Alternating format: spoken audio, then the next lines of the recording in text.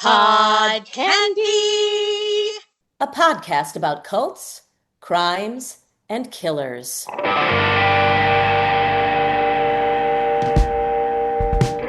Hollywood runs on access, or at least the appearance of access. And that idea is at the center of Hollywood Hustler, Glitz, Glam Scam, now streaming on Amazon Prime.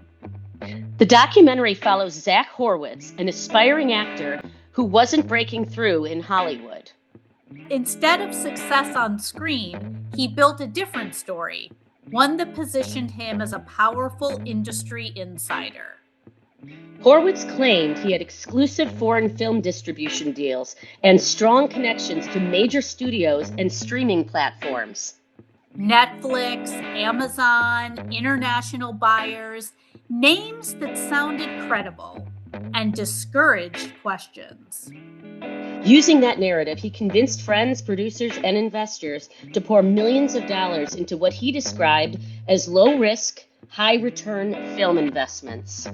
In reality, the deals didn't exist. New money was used to pay earlier investors, a classic Ponzi scheme. The documentary lays out how long the deception lasted, how many people were affected, and how easily the illusion held. Because in Hollywood, confidence often gets mistaken for competence. Today we're breaking down Hollywood Hustler, Glitz, Glam Scam, the story of how image, access, and unchecked belief allowed a massive fraud to grow in plain sight. Not a story about talent. A story about perception. Outside my window, it's only raining. When the wind blows, I feel pain. I don't need no doctor, baby, I'm not sick. My body's been locked up, heartbroken ever since.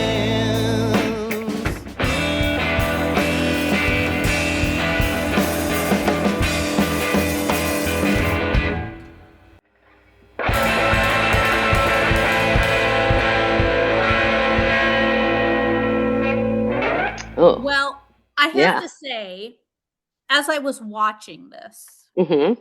it reminded me very much of the story that I told to both you and the doctor, Yeah. because I don't know if it's up on our website. I hope it is. But I was involved in a Ponzi scheme, very similar, not at the extent of this, Mhm. because this dude, we're talking millions and millions of dollars. Mine was on a low scale, but still, even though the Attorney General and the Secretary of State in 2 states are aware of this person, she is still running around free. It's so confusing to me about who gets caught and who gets in trouble and who doesn't. You know what I'm saying? It's like, the fact that, okay, so kind of going into this guy, Zach Horowitz, who, by the way, is he Jewish or or is he just named Horowitz? Well, we had that question because also his Yeah. stage name is Zach Avery. Okay. Maybe he's you not- guys, maybe you all are very familiar with his acting ability. Yeah, with his work. as Yeah. Zach Avery. It's interesting how art imitates life. All the movies or whatever he was doing, it was always about somebody similar to him. You know what I mean? Like similar to his behavior. He was not, and okay, so I'll say this as an expert, if you want to call me that. I did not think he was a good actor. You are Dori, an expert. You're an expert, Stacey. I value your expertise. Dori, you are also an expert, and I know we share similar opinions. Did you think his acting chops were up to snuff? He did like B-list type of movies. They showed Yes. some of those in the documentary.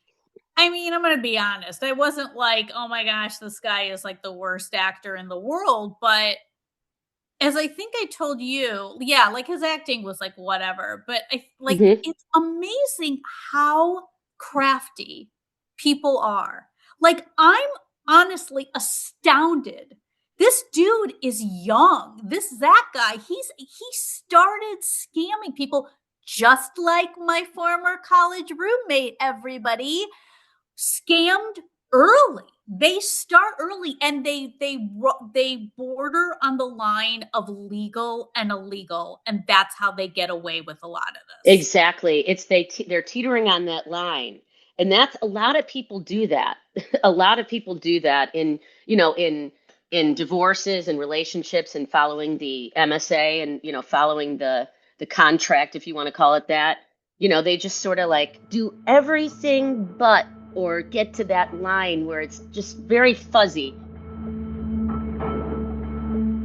In his own mind, Zach knows all the right people in Hollywood, and he had this unique relationship that enabled him to double his money. The reality is, he's just a handsome kid from Indiana that somehow convinced his friends and family he was business partners with Howard Schultz. But he never even met the guy.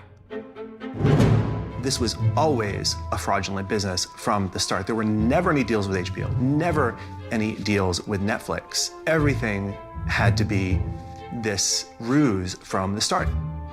When Zach developed One in a Million, he called up the bank about getting a line of credit. He tells them he's in business with HBO and Netflix, and they said, no, you better have your mom co-sign the loan, which doesn't make any sense. If you're in business with Howard Schultz, you're going to have access to all kinds of lines of credit. Why would you go to your mother to get it? But his mom co-signed for the $1 million line of credit. He really imagined that he might be able to hack the Hollywood system, and that was the origins of the con. And, this guy, as you said, started young with some of his college friends and these nice guys who seemed to be completely clueless and totally caught off guard, or maybe they weren't. And that's something I really wanted to talk about is like, do you think they knew? Now, I believe that his poor wife really did. From Santa Claus, Ohio, is it? Ohio. Santa Claus, which I thought was interesting. I just don't think she knew. I really You think. Don't? No. I think I have an opposite opinion. Oh, Indiana. sorry. Santa Claus, Santa Claus, Indiana. Ugh, that's worse. We always have the doctor in the green room, like throwing out little whiteboard. He's like, Indiana, you dumbasses. No, he didn't say that. Little nibbles of truth. Mm-hmm.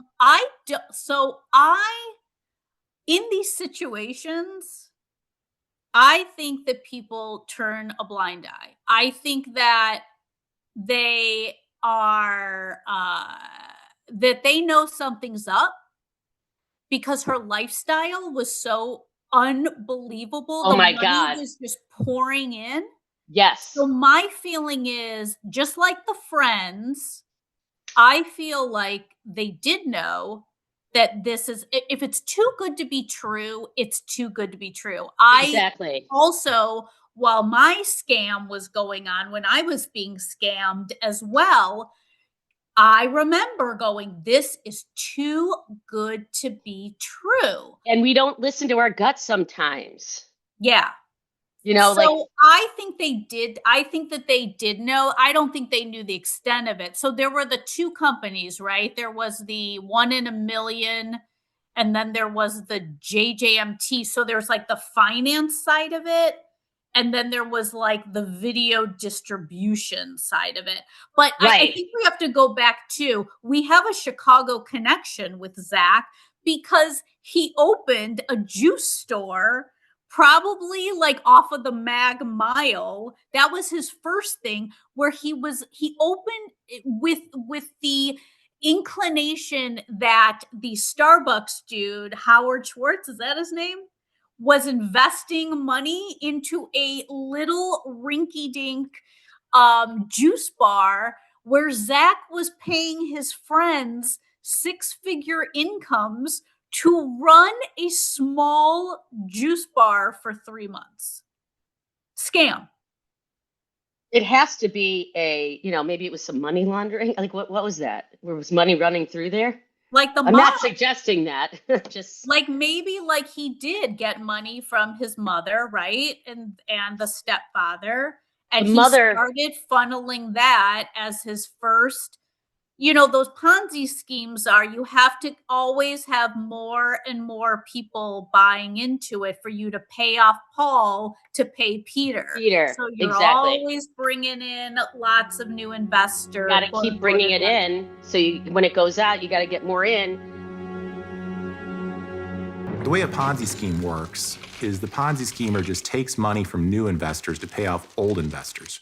So the way this worked for Horowitz was that he would time it so that payments were due right when money was coming in. And then investors got paid back their principal plus their interest. Then he'd offer them another deal and they'd give him their money right back. I had a guy paying me without asking once, and he wasn't paying me 10 grand or 20 grand. He'd be wiring me hundreds of thousands of dollars like clockwork. And when the investors got their money back in full, on time, with interest, they effectively became the scheme's greatest walking advertisements.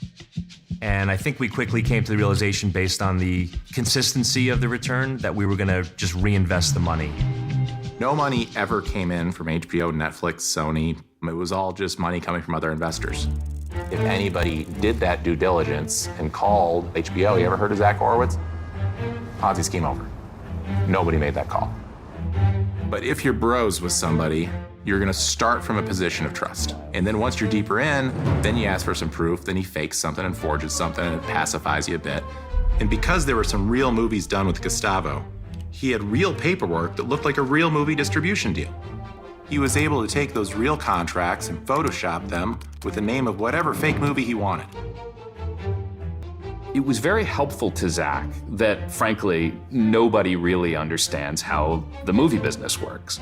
Zach bought films, and you know what? It was something that I never really could understand. I would ask a question, but just kind of pretended I knew what he was talking about, but I really didn't get it. My assumption is that Zach's game plan is that reality would catch up to fantasy. If he would have succeeded in becoming a great movie star, he could use his fame and fortune to pay everyone back. There is this very tempting idea that you can fake it till you make it. That somehow there can be all of these lies along the path to truth. And we've created these tools all around us on social media that are ultimately instruments of creating an illusion about who we are. Zach circulated photos of himself in front of the sign at the Golden Globes. The truth was, he never attended the Golden Globes ceremony.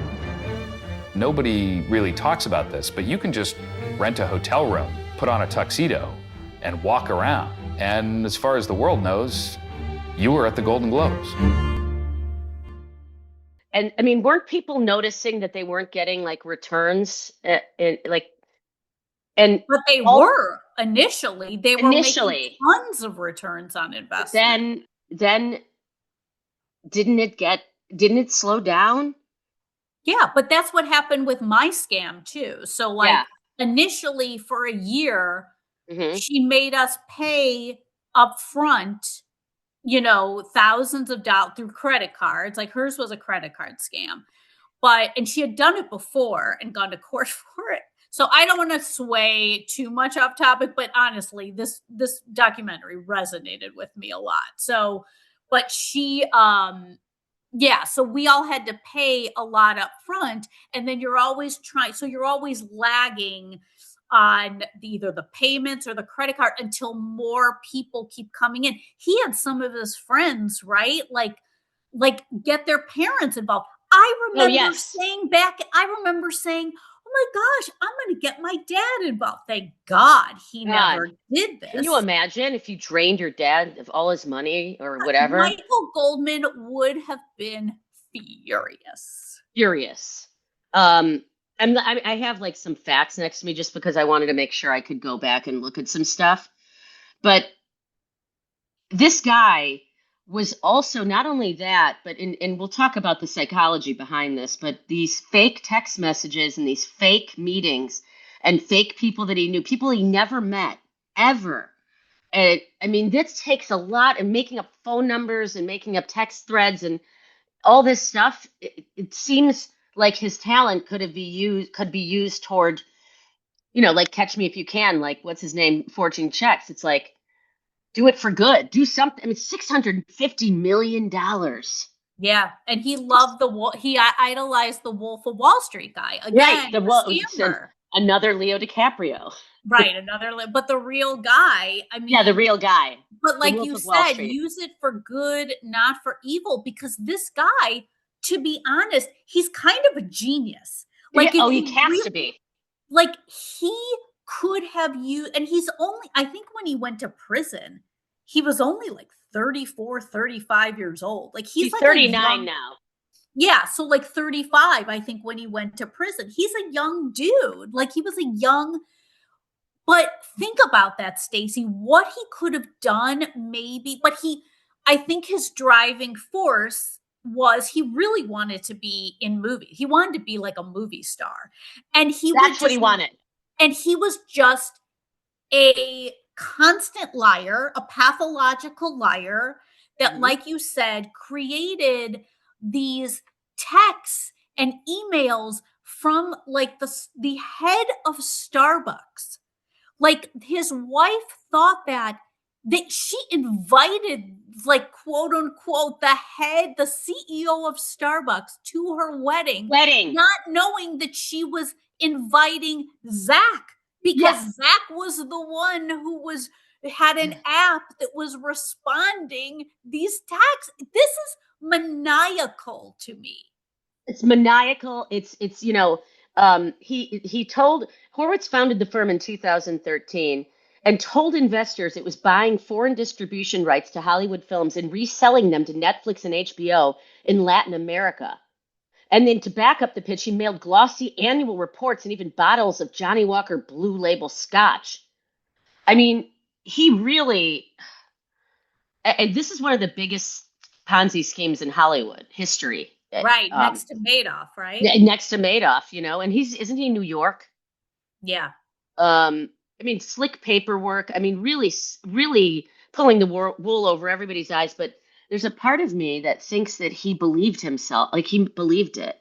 Yeah, I think so too. I think it's that OJ thing, right? Like you really believe that you didn't murder, but you murdered. But you did? Yeah. So are we saying that OJ was guilty?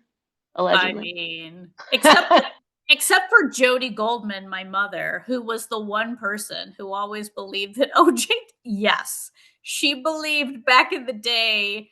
She is now, unfortunately, she has dementia, so she wouldn't be able to corroborate this. But my sister and I can corroborate that she thought that OJ. But it is believing your own bullshit. It's just believing your own bullshit to a point where you just believe it. And I don't know how you can keep repeating the narrative that you're believing and keep doing things that are really out of the way from actually just knowing somebody and inviting them to your wedding, but to pretend he knew all these people and to pretend that he had connections to all these streaming services and all these, it's diabolical, really.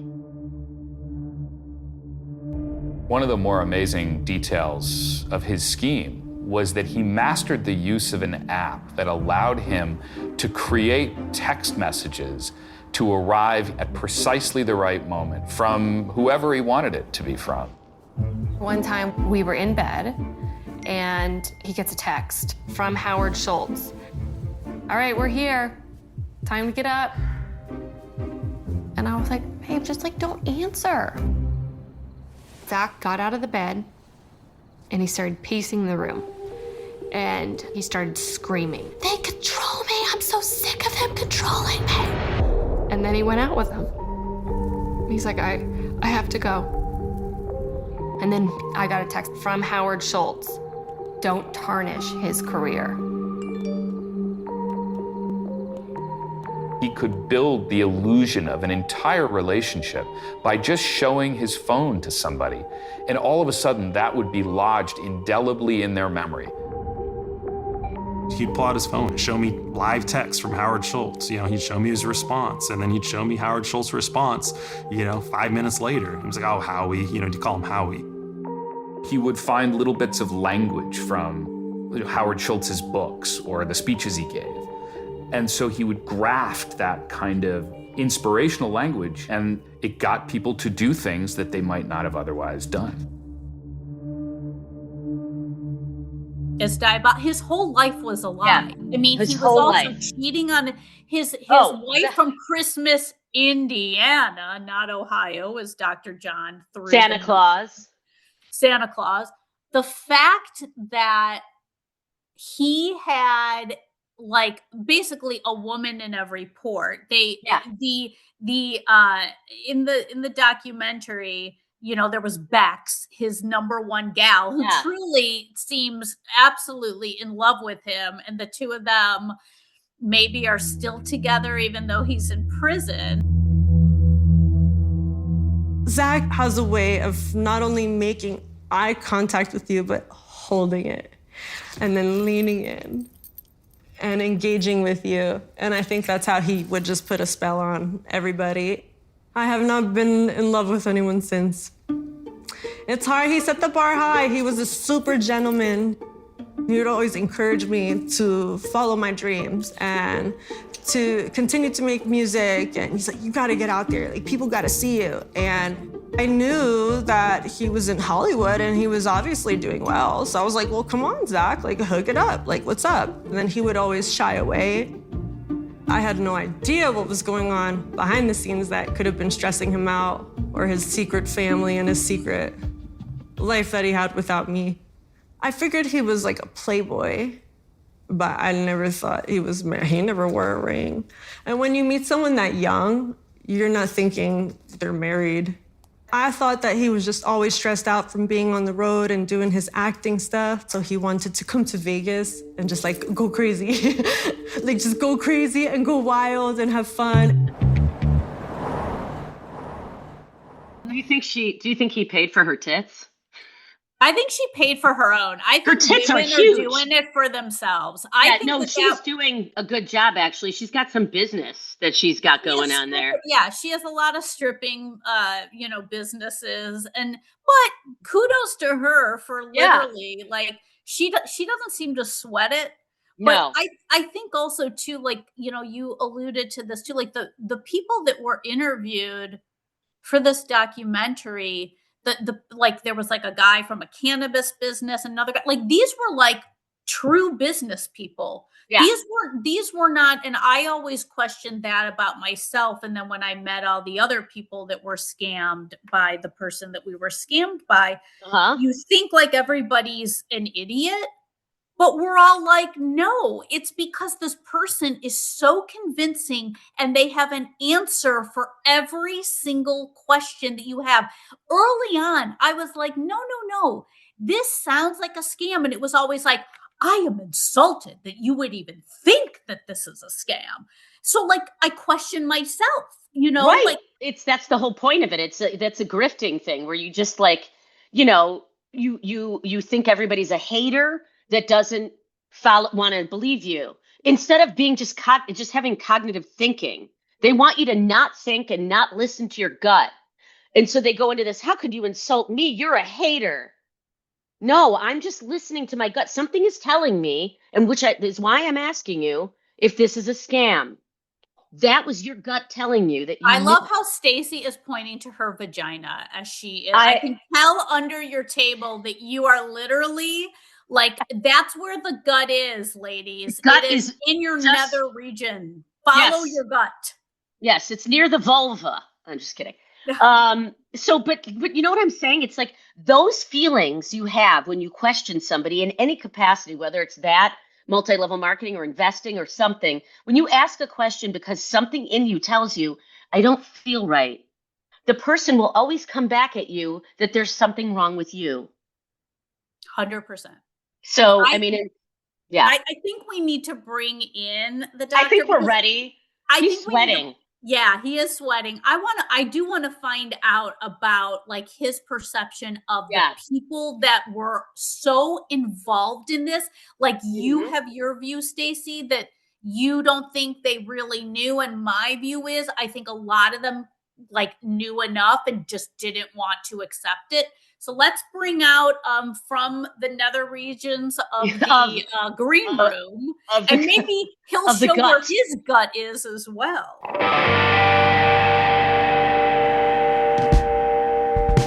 As long as we're talking about nether regions.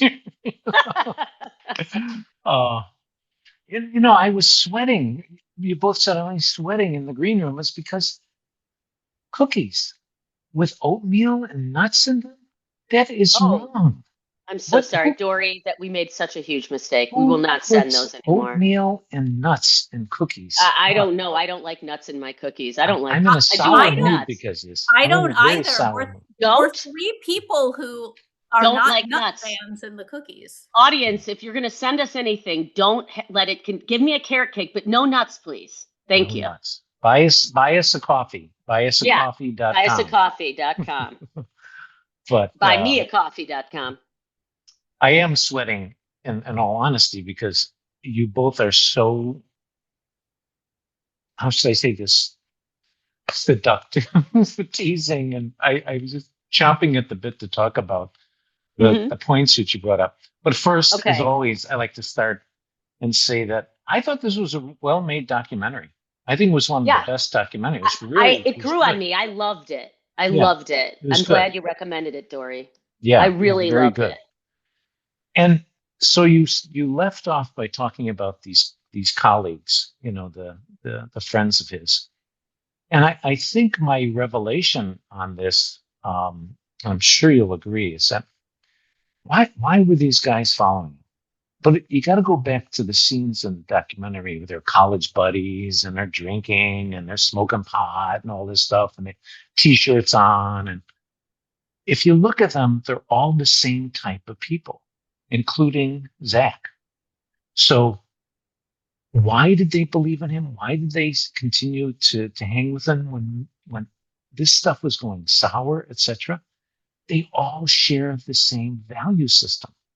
Remember how we talk about serial killers and they have their own world view? This is the way I see the world. Well, it exists here with Zach Horowitz too. This is my world view. And the key to me was this affection for the Wolf of Wall Street, and which I thought was a vile movie. I couldn't, in all revelation and honesty, I started that movie because everybody was talking about it. I could only get through the first 20 minutes and I turned it off. Why? I couldn't stand any of the characters. Oh, okay. I couldn't stand any of the people. One of the things, go ahead. Can I ask you something? Do you think like cults that he collected friends that he thought were kind of simple or dumb, or you know what I mean? Where you find the people. I'm just asking you that, and you continue talking. But I was just thinking. I don't think you used the word "did he find" like it was there was a valence to it or a purposeful. Right. I think they're just friends that they found friends, naturally gravitated, like all friendships. Yeah. Zach took me and all the boys to Aspen. That is when he dropped the bug in the ear of Jake about this investment opportunity that he had with films. He went back to Jake, who had gone into finance after the failure of the juice bar. And Zach said to Jake, I can let you in on a deal. If you can give me $37,000, I can get you $9,000 back as profit. And it worked. Jake is thinking to himself, my old friend Zach actually seems to have tapped into some kind of powerful business opportunity. This is when streaming started getting really big. And so all these streamers are just dying for content. And Zach basically would buy all these movies that weren't very good, dub it in Spanish, and sell it to the Latin America market with Netflix and HBO. Jake started talking to some of their other buddies from Indiana University. And he said, look, Zach has gone to LA and he has found something extraordinary. And if we can find the money, we can begin to get a piece of this action. And they formed a company they called JJMT after their first names. Joe D'Alteras, Jake Wonderland, Matt Schweinziger, and Tyler Crookston created for the sole purpose of raising money for Zach Horowitz's 1 in a million capital. And they all had backgrounds in finance, so nobody would have ever questioned that part. They understood how to talk about it to wealthy people who might want to give them money. And so they started building these kind of growing communities of sub-investors all across the country. I think that's the piece that you both were talking about, where why did the friends stick? Because they all had that value system. It was all about money, having a good time. They all went to the strip clubs together, with the babes with the big boobs, like that Bex, who was, I almost had to turn off the documentary, like I turned off The Wolf of Wall Street when this Bex came on. She was such a bizarre and, excuse me, Bex, disgusting person. We never disrespect victims. I'm not disrespecting a victim. She was part of this whole, puzzle here. But what a person. I mean, totally made up. It was just like. My next Halloween She was a doozy. She was definitely a doozy. A doozy. Remember a new word, a doozy. But isn't it, John? Isn't it Dr. John? Because again, I go back to my personal story. Yeah. And yes, it is also too, like, they graduated college and one of the people that was their good friend is like, hey, I want you to come to Chicago and be in this juice bar, and I'm going to give you $100,000 a year to run this. So then you're like, this is great. I don't know what I'm going to do out of college. So you lay that foundation. And I, like you, I don't think this has to do with a cult at all. I think it's like, hey, my buddy has this opportunity. I love my buddy. We're going to go do this. And now he has the backing of the head of Starbucks. And there's more opportunity for us to get involved in this. This is great. I'm going to keep going on this ride. Which, as you both pointed out, the connection with the head of Starbucks, Howard Schultz, I believe is his name, was all fake. Schultz. It was all fake. Yes. It was all fake. And, that starts the ball of wax. And this is a good time to point out another observation I had about this fellow and this type of fellow. And Dori, I think this will resonate with you. Just like murderers, it's always a progression, right? You start to do a little bit of things and kind of almost like, if the audience could see me now, kind of with my eyes, lowered and, like a little ratty kind of look is like, did that work? Oh, okay. Now I'll add a little more. It's, if you remember from high school chemistry class, it's called titration. When you just take your little pipette and you put a little chemical in the thing, you mix it in the beaker and go, is that going to work? Okay, I'll add a little more. It's always a progression of permission. Whether it's a murderer, serial killer, or a scam artist like this Zach. But I almost felt, and again, this is a differing opinion, and I get that, but I felt like he was balls to the wall from the very beginning. I felt like that there wasn't even like a little bit to start. I get it, like with, like starting with the juice bar and seeing how that goes, but I felt like he was so brazen that from the beginning, he just started throwing this shit out there. Like, who thinks about that, I'm going to do this business. I'm a B-list actor. I want to be around all these actors. You know what? I'm going to create this company that I'm going to say, like, that I'm going to be just, distribution for, to Netflix and like, he thought of that in his early 20s to start doing this. To me, that's pretty brazen that he just went for it right away. I think I didn't get that, Dori, but I respect that that's what your observation was. And it makes me think. I thought it followed the typical progression, whether that progression is about money or whether it's about just empowerment or about, being being allowed to do this by your colleagues and friends. But that's a good point. Maybe he was more brazen from the beginning. I didn't catch that, so that's a good catch.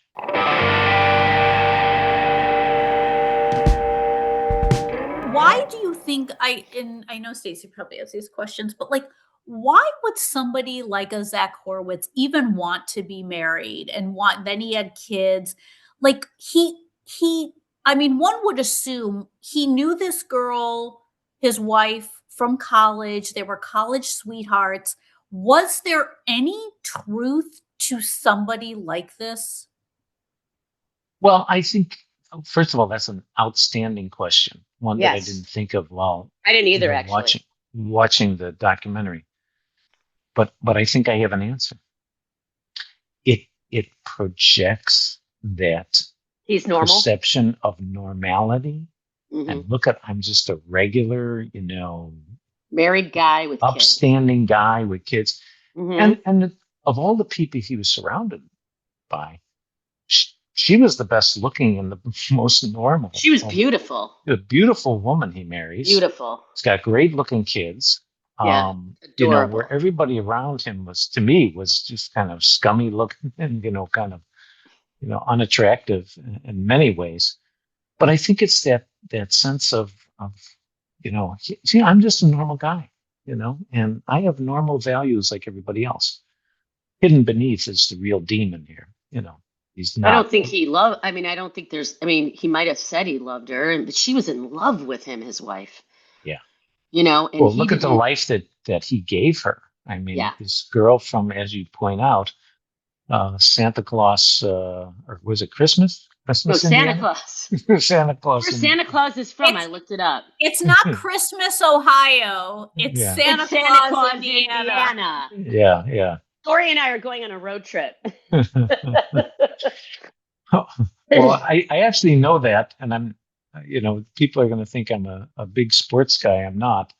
But one of the Bears quarterbacks was from the same town, Jay Cutler. Oh, really? Jay Cutler, wow. Was married to the internet media Kristen person. Cavallari. Yeah.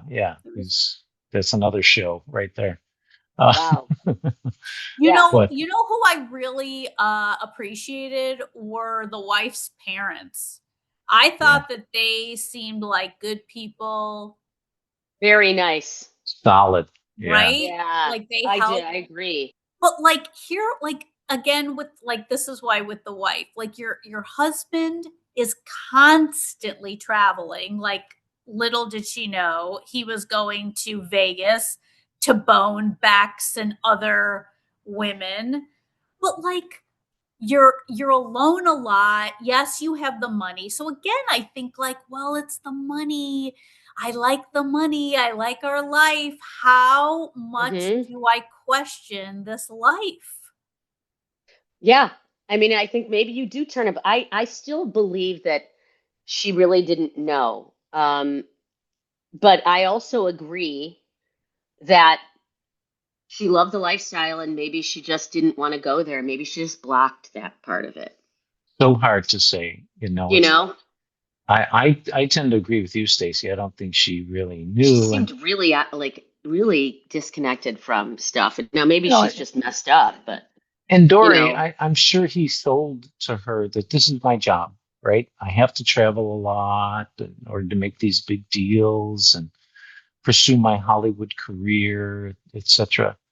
And I think, he sold like he sold to everybody else, a great bill of goods to. I also think too, like again, like I keep comparing my situation, which again, it's a good comparison. It's on a lower level, but the people that he hurt were the people closest to him, and the people that my grifter also hurt were friends of hers.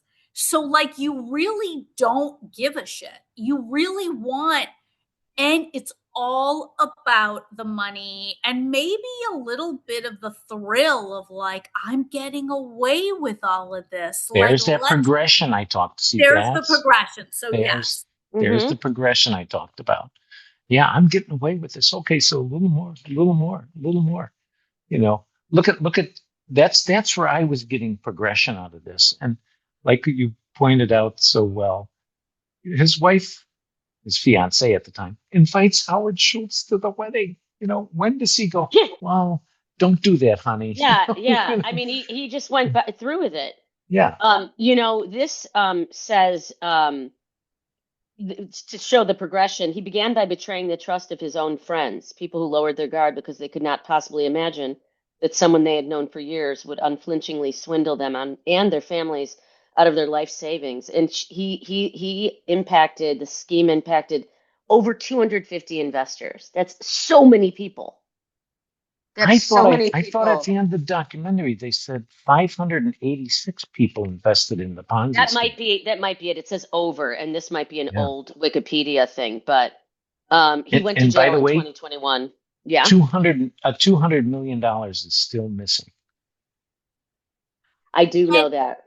I guess. Let's talk about the mother, because obviously this started with her. A domineering mother. Yes. Zach's parents split up when he was young. He and his sister were raised by his mother, Susan, and he was not a particularly happy kid. But by the time he got to high school, his mother had remarried, and she'd married a prosperous man, Robert Kozlowski, who was a manufacturing executive. Zach gained the reputation for being a wealthy kid in town. That became part of his understanding of how you gain access and attention and respect. Suddenly, you've got a nice car, you've got a vacation house. That gives you a kind of celebrity that very few other things can at that age. His mom put him on a pedestal at all times. That put a lot of pressure on Zach to be the best. He had this need to be in the spotlight and to be the golden child.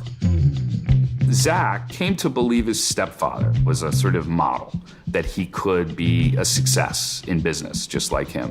My dad and Sue were together for 4, maybe 5 years when he was diagnosed with non-Hodgkin's lymphoma. To me, it was very clear the objective was total control of the estate. She was taking the position of having her family recognized as his family. There were emails that went to the financial advisors about changing the will. But Stephen had always been told that he was heir to what Bob had built. The prenup that my dad had in place had a detailed description of the assets, of which it was pretty obvious I was only son and I was the heir.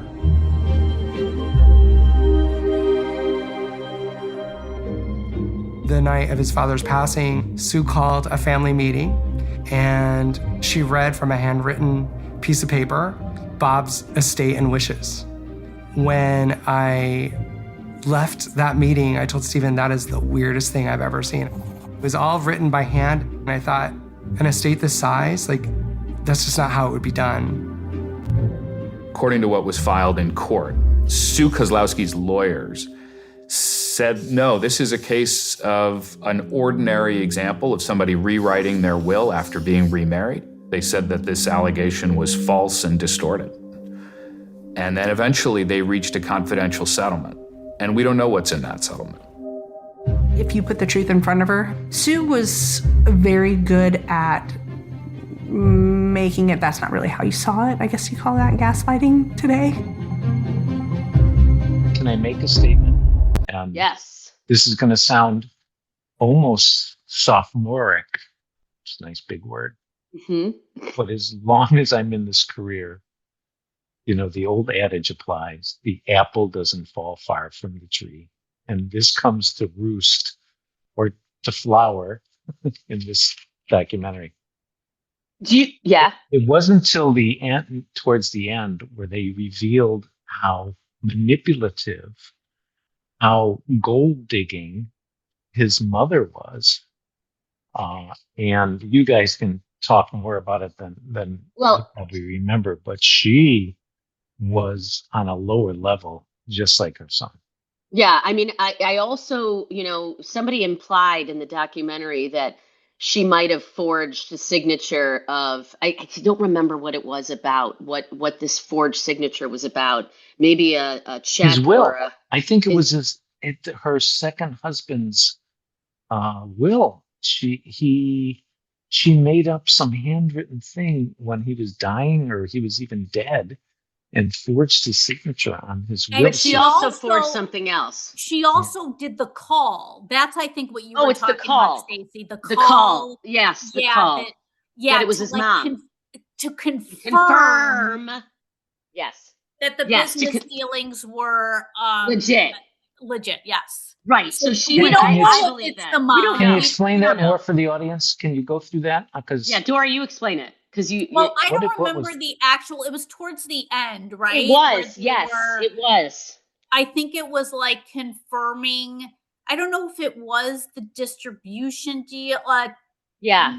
Do you remember? I don't remember I'm sorry, I don't remember the exact thing, but they said a woman talked to some of like the investors or his friends, right. And they were like, oh, this person from, I don't know if it was from like Howard's office or somebody high level confirmed. So they didn't think twice about it because this quote unquote woman confirmed was on the phone. Yeah, she confirmed that it was everything. legit.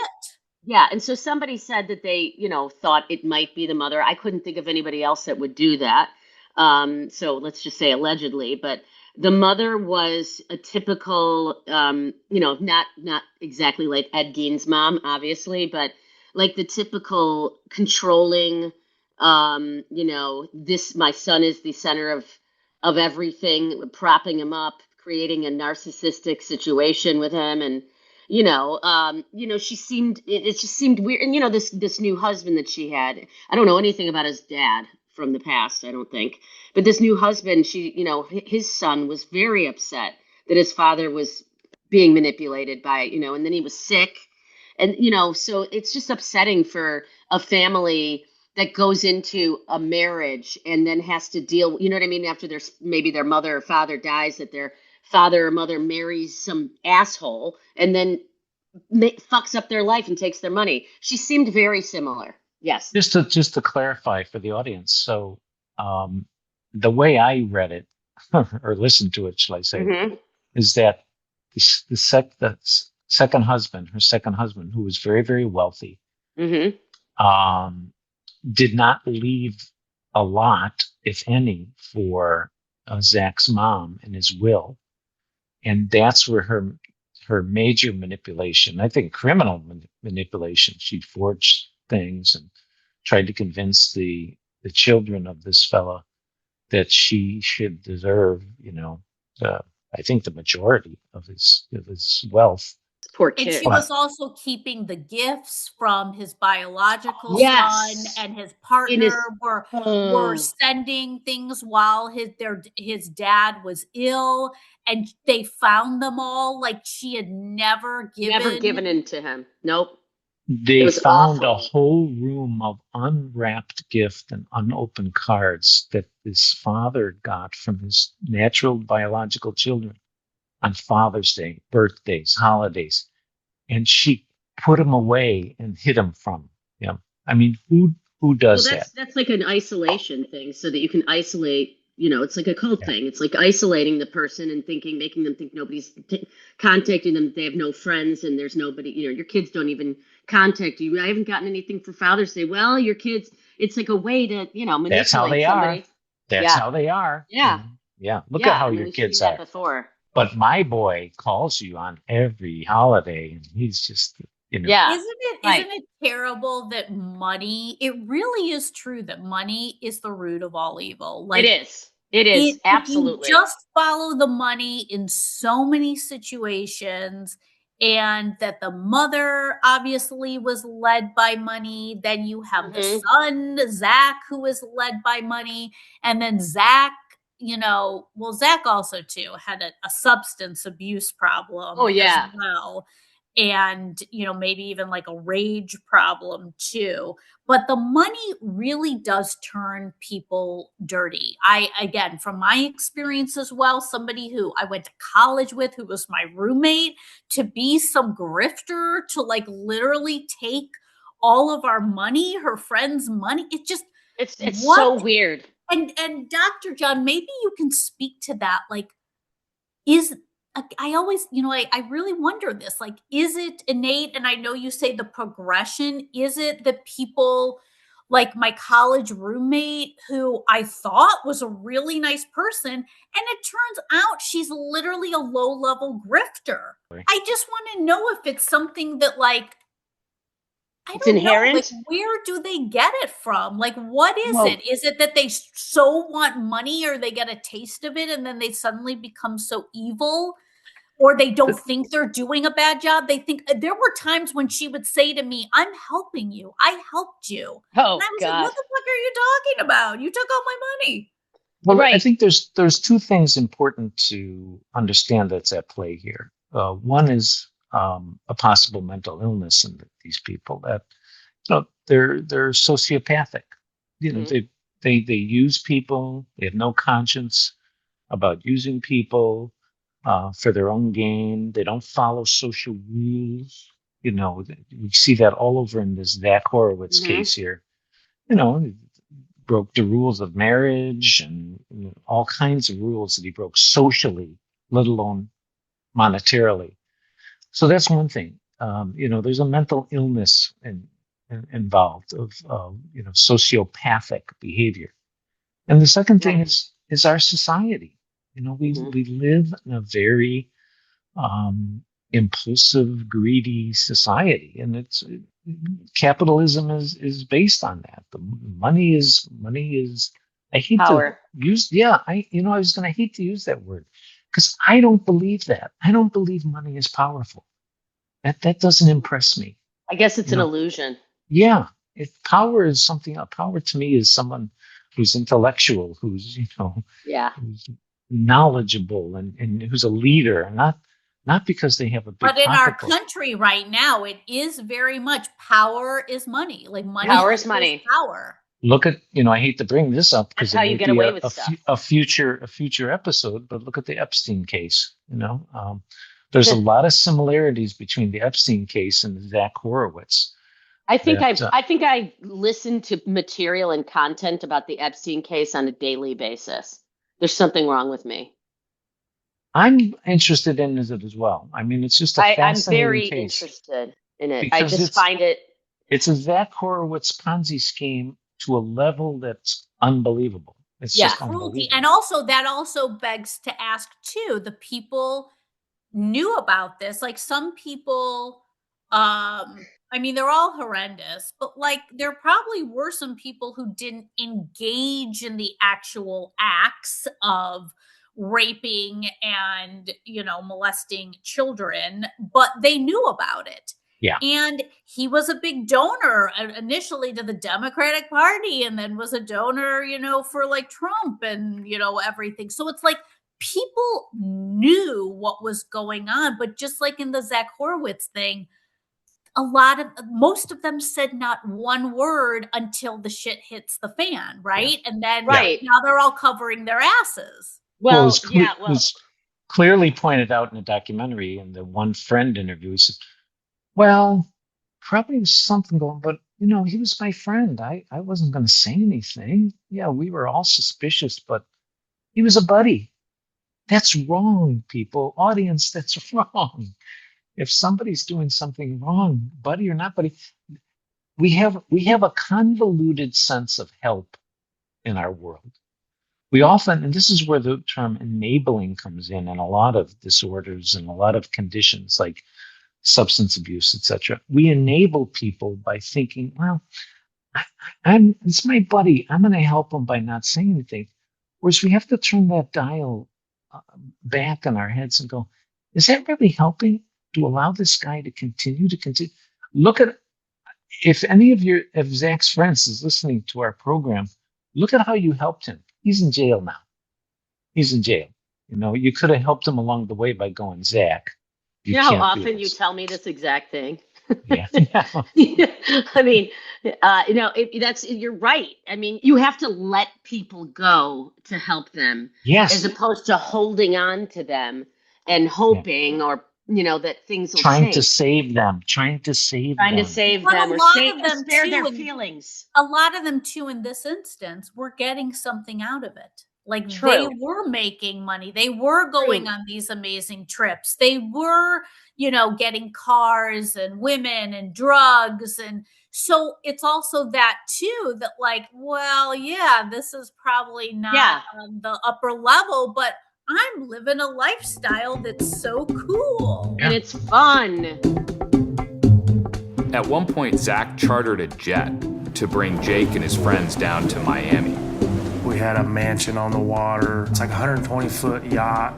That right there had to have cost him, easily $1 million just for that one trip. Jake and Zach got on paddle boards and paddled out into the middle of the bay. And Zach said to his friend, he said, I have so much money, I don't even know what to do with it. He said it's like Monopoly money. Jake was explaining to me that Zach typically makes $10 to $20 million a month in this business. The returns they were getting were huge. Why wasn't that a red flag? It was too good to be true, but it just kept paying. So everybody kept coming. Just going back really quickly to the Epstein thing, and this isn't about Epstein, but, people knew that he was a convicted sex offender, however you want to put it. And they were still continuing to go over to this house with their children, and they were continuing to go there. What were they, I have a 15-year-old and a 12-year-old. We're all in a boat and we're on our way to your ranch, or we're on your way to your Florida property, or we're on our way from Mar-a-Lago or whatever. Is it money? Is it a connection? Is it because Epstein was connected to everybody, which I think was true? That also, though, happened with Jared, the Subway guy. Jared. Ooh, you remember that documentary? I would love. No, let's do him next. Oh, that documentary. I don't know it, so let's do it. Yeah. But another Jew bites the dust. That I know. That documentary, though, from years ago, that is one of the most disgusting. I've seen an Epstein documentary too, but that I've seen them all. Yeah, this guy's disgusting, but I'm still gonna bring my kids over to and have a sandwich. Yeah. Well, and then you get into the Michael Jackson whole thing, the people were allowing their little children to stay weeks at a time in La La Land or whatever the hell it was called. And, what do you think is going to happen? This adult and these kids, or R. Kelly, or the list goes on. It goes on and on. It goes and on and on and on. Yeah. And it's all wrapped around trafficking and abusing children. Yeah. But the parents, you're getting something out of it, right? Oh, you're getting something out of it. You're making money. You're getting connected to somebody, and your kid is getting attention. Right. Yeah, exactly. So in this case as well, it's like they all were getting something, whether if they knew, and I do believe they didn't know, a lot of them didn't know the full extent. However, a lot of them knew that something was not right. Yeah. And remember the whole story on, I'm sorry, John, the whole story on Nickelodeon with the head of Nickelodeon. Yeah, same thing. Their kid, they're still bringing their kids to these auditions and wanting them to be on these channels with this. It's sex offenders. Yeah, because if their kid can get famous, it's really good street cred. It's really good for your Instagram. It's so good to be able to announce all this shit that your kid is doing. Trust me, I know. Okay, sorry, John. Oh, you stole my thunder. Is that sorry? Again, I think the lesson learned is what is true help when you're seeing somebody doing something. Are you helping them by allowing contributing to it? And the second thing is what is true help? Setting boundaries. When the first time you see an inkling of something going wrong or illegal, set about, get out. Don't just kind of it's my buddy, or my uncle, my aunt, my friend, get out, set boundaries for, your own life. This is such an important thing that you're saying, because people really don't know how to do that. No, they really don't. Too good to be true. It is not good. If it's way too good to be true, follow your gut down in your nether region. Follow your gut. And we're not talking about gut health, which I hate that topic. We're talking about following your gut, which is a little bit more metaphoric. Put that on our pet peeves broadcast. We have to do one of I have those a lot of pet peeves. May I say, yes. maybe we should start a scumbag hall of fame, and Zach Horowitz is our number one, our first inductee. I love that, John. I love it, Scumbag Hall of Fame. But let me ask you something. Can we come to get to the bottom of why his last name's Horowitz? Maybe his real dad was Jewish? I don't know. I'm just wondering. That's a mystery that we'll leave our listeners. Our audience. Yeah, our audience can email us. Like our super fan, Linda. Maybe Linda. Yeah, Linda. Maybe my dad will Google it. There you go. My dad's number one thing that he does is, he'll say, do you know about Zach Horowitz? And I'll be like, oh, yeah, I've heard about him. Tell me about him. He'll go Google it. And on that note, a good time to wrap up with a good Stacey's father, Sandy, right? Sandy? That's Sandy. Sandy, you gotta mention. Sandy gotta mention.